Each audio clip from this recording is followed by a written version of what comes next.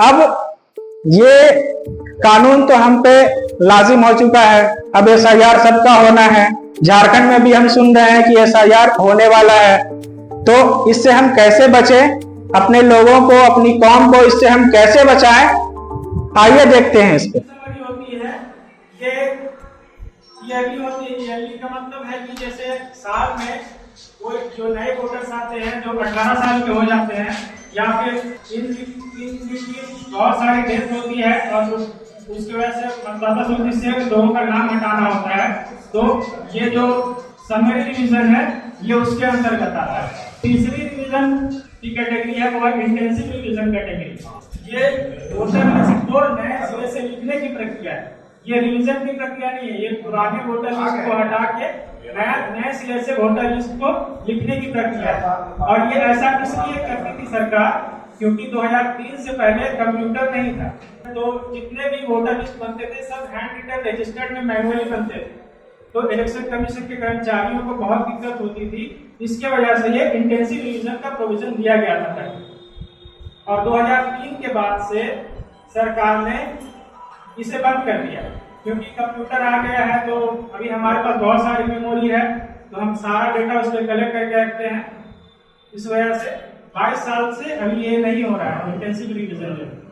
और एक last category है जिसे हम स्पेशल रिवीजन कहते हैं। स्पेशल रिवीजन वो है जिसमें कि कोई एक पर्टिकुलर एरिया में इलेक्शन कमीशन को मान लीजिए शक होता है कि वहाँ पे रॉन्ग वोटर्स है, जो रॉन्ग वोटर्स है उसके अकॉर्डिंग ये इलेक्शन कमीशन को पावर है, इस लॉ के अकॉर्डिंग इलेक्शन कमीशन को ये पावर है कि उस एरिया में वो अपने हिसाब से रिवीजन कर सके, मतलब फिर से वोटर लिस्ट बना सके, पुराने वाले को खारिज कर दे।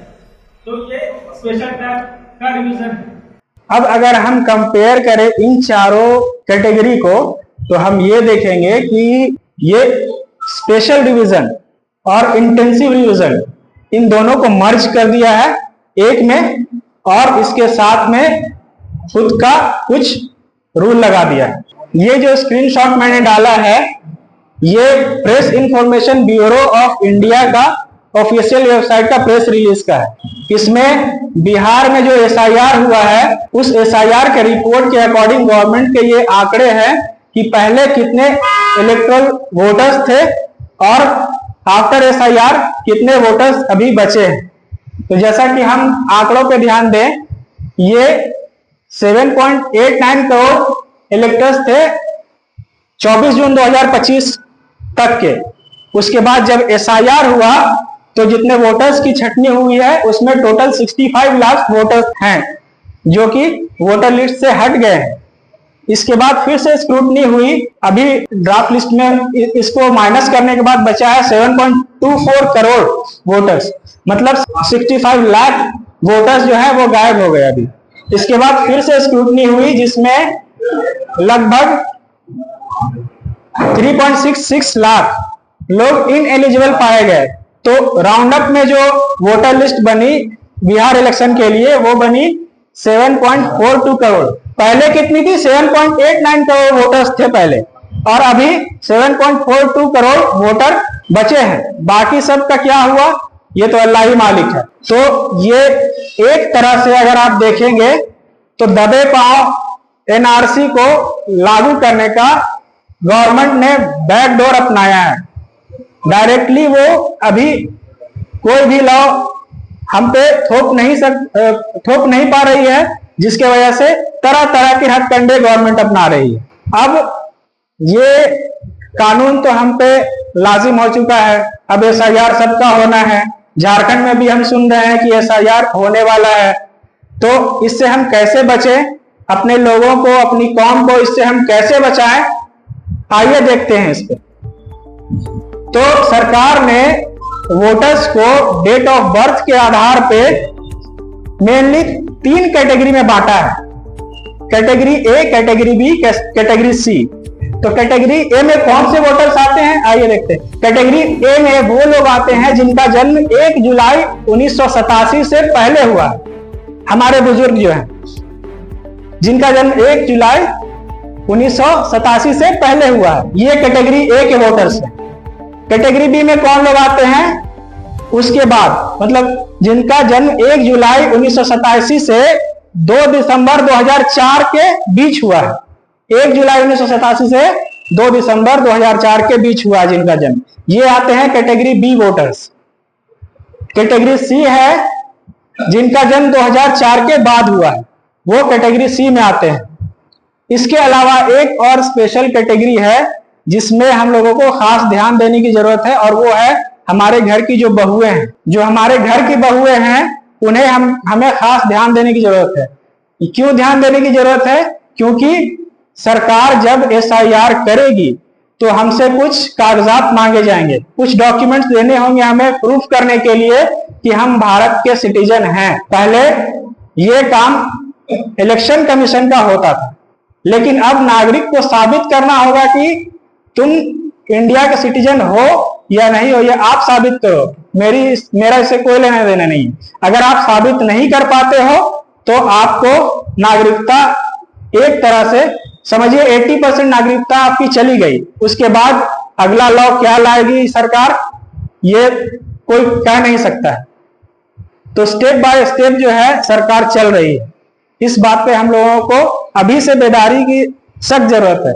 अगर अभी हम बेदार नहीं होते हैं तो हमारा मुस्तकबिल कितना अंधेरा वाला होगा ये आप सोच भी नहीं सकते हैं। हाँ, तो अब हम बात करते हैं कैटेगरी ए के वोटर्स की, कि जब SIR होगा तो गवर्नमेंट कौन कौन से कागजात हमसे मांगेगी। तो जो कैटेगरी ए के वोटर्स हैं उनके लिए ये 9 तरह के डॉक्यूमेंट्स हैं, जिसमें फर्स्ट वाला ऑप्शनल है, पासपोर्ट साइज फोटो हर कोई दे सकता है। दूसरा जो है वो मैट्रिक का सर्टिफिकेट है। ये आप लोगों से गुजारिश है कि इन बातों को कम से कम ध्यान से सुनिएगा, क्योंकि फ्यूचर में ये आप लोगों के काम आने वाला है। जो दूसरा डॉक्यूमेंट मांगा जाएगा वो है मैट्रिक का सर्टिफिकेट। मैट्रिक पास करते हैं तो हर स्कूल कॉलेज यूनिवर्सिटी से लोगों को सर्टिफिकेट मिलता है। एक सर्टिफिकेट होता है, मार्कशीट होता है। तो वो सारे डॉक्यूमेंट्स आप अगर किन्हीं के पास भुला गया है तो बड़ा मेहरबानी कोशिश करके वो आप निकलवा ले अपनी यूनिवर्सिटी से या कॉलेज से। तीसरा जो डॉक्यूमेंट है वो है जाति प्रमाण पत्र।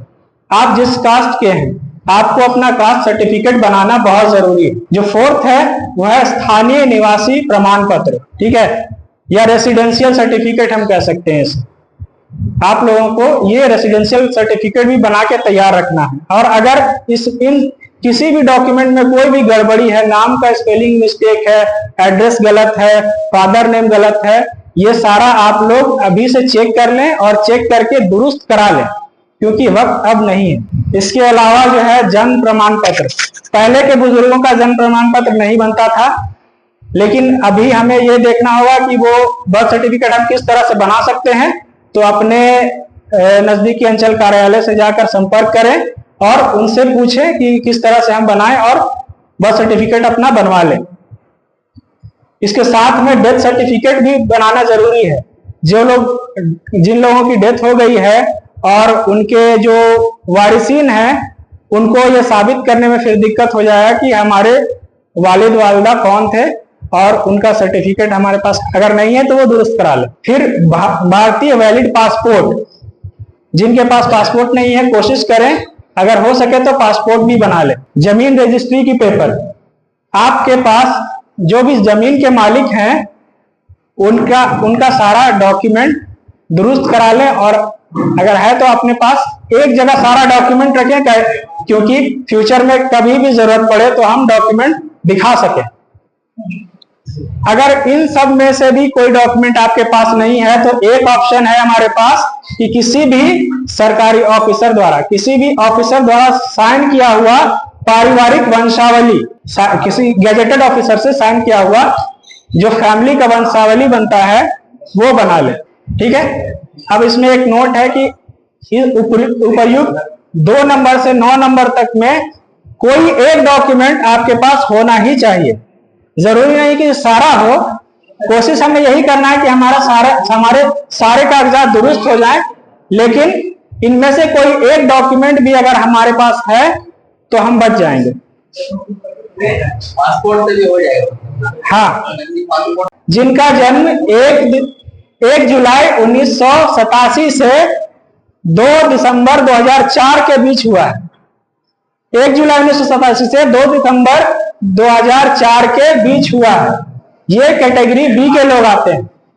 तो इनके लिए क्या प्रोविजन है, जरा हम देखते हैं। इनके लिए प्रोविजन ये है कि वैसे मतदाता अपने पहचान पत्र के साथ साथ अपने माँ बाप में से किसी एक का पहचान पत्र भी दे दें तो काफी रहेगा। तो अपने पहचान पत्र से क्या मुराद है? अपने पहचान पत्र से मुराद है जो पिछले स्लाइड में मैंने दिखाया, जो इस स्लाइड में मैंने दिखाया, इसमें 9 डॉक्यूमेंट की मांग की गई है। 9 में से आप 8 को मान के चलिए, क्योंकि पासपोर्ट साइज फोटो इंस्टेंटली कोई भी निकाल लेता है। 9 डॉक्यूमेंट, पॉइंट नंबर 2 से पॉइंट नंबर 9 तक के, इनमें से कोई एक डॉक्यूमेंट अपनी पहचान को वैलिड करार देने के लिए सक्षम है। तो चाहे कोई सी भी कैटेगरी के लोग रहे, जब अपने पहचान पत्र की बात होती है तो इन डॉक्यूमेंट्स को रेफर करें। इन सारे डॉक्यूमेंट से कोई एक डॉक्यूमेंट अगर आपके पास है तो आप वैलिड वोटर हैं। तो अब आते हैं कैटेगरी बी में। जैसे मैंने कहा कि पहचान पत्र मतलब वो सारे डॉक्यूमेंट से कोई एक, और इसके साथ साथ में माँ बाप में से कोई एक का डॉक्यूमेंट, या तो माँ का डॉक्यूमेंट या तो बाप का डॉक्यूमेंट। डॉक्यूमेंट मतलब वही जो पॉइंट नंबर 2 से पॉइंट नंबर 9 के बीच में कोई एक डॉक्यूमेंट। ठीक है, अब आते हैं कैटेगरी सी के तरफ।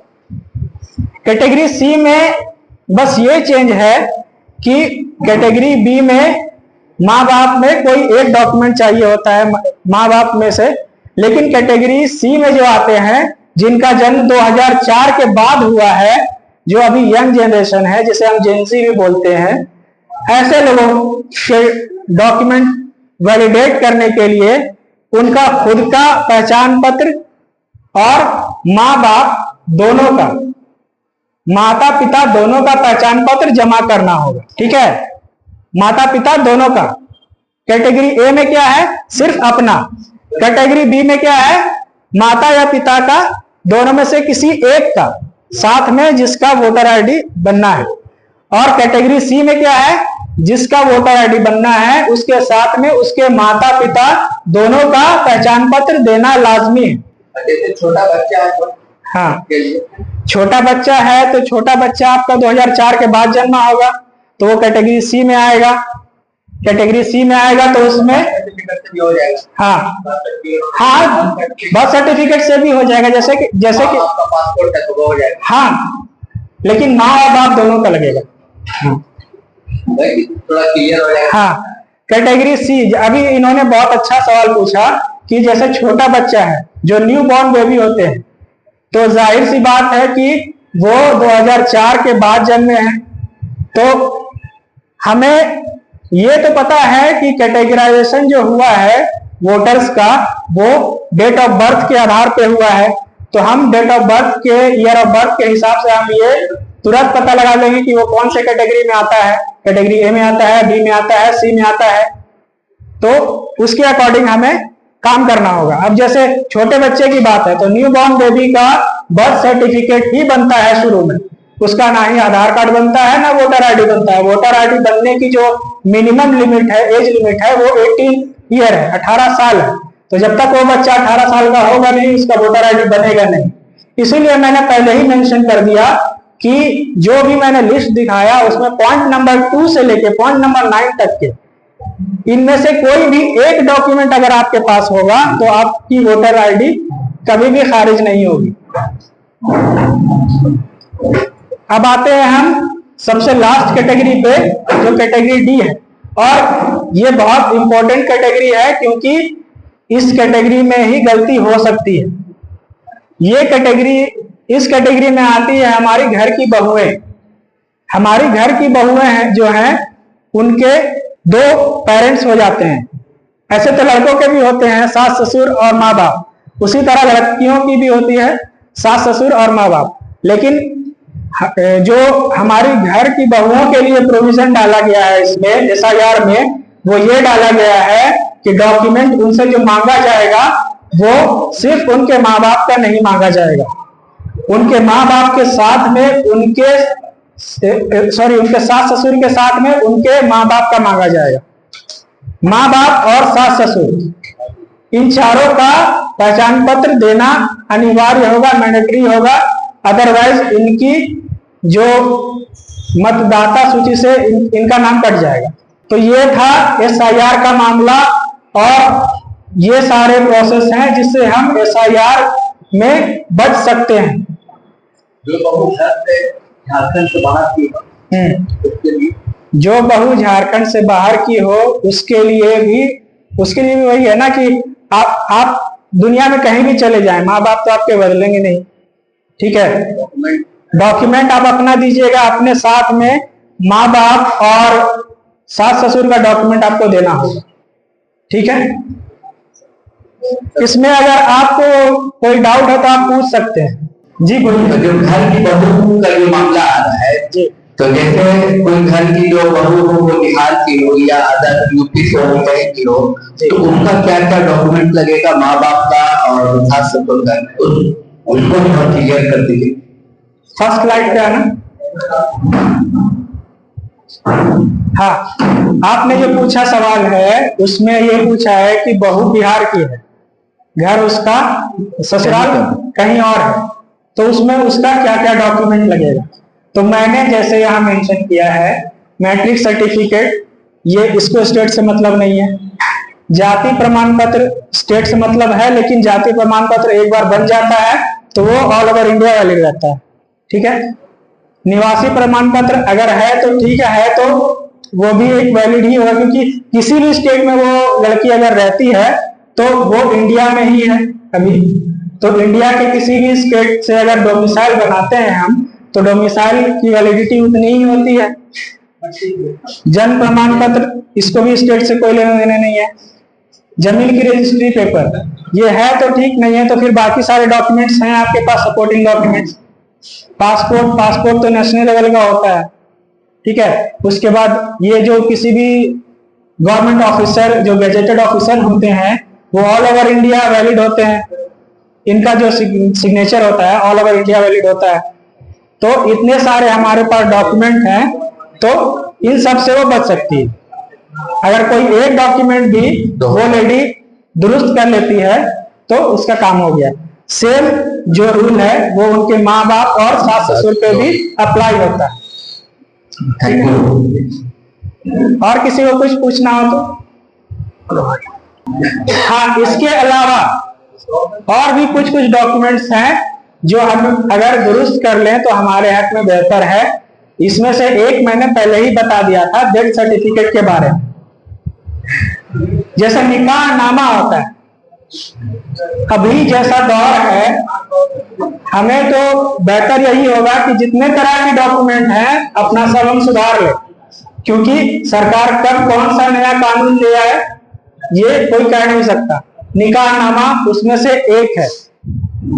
आज पहले जमाने में होता क्या था कि लोग मस्जिदों में या घरों में निकाह पढ़ा लेते थे और उसका एक जो मौलवी साहब होते थे वो एक डॉक्यूमेंट बना के दे देते थे। लेकिन सरकार ने ये भी मैंडेट कर दिया है कि इसका रजिस्ट्रेशन सरकारी विभाग में कराना जरूरी है, नहीं तो इंडियन गवर्नमेंट के अकॉर्डिंग आपका निकाह माना नहीं जाएगा। तो उसके लिए भी हमें ये चाहिए कि हम अपना निकाह नामा जो है वो अगर भुला गया है तो कहीं ना कहीं से उसका इंतजाम करके रख लें। इसके साथ में डोमिसाइल सर्टिफिकेट हुआ, इनकम सर्टिफिकेट हुआ और डेथ सर्टिफिकेट के बारे में मैंने पहले भी बता दिया।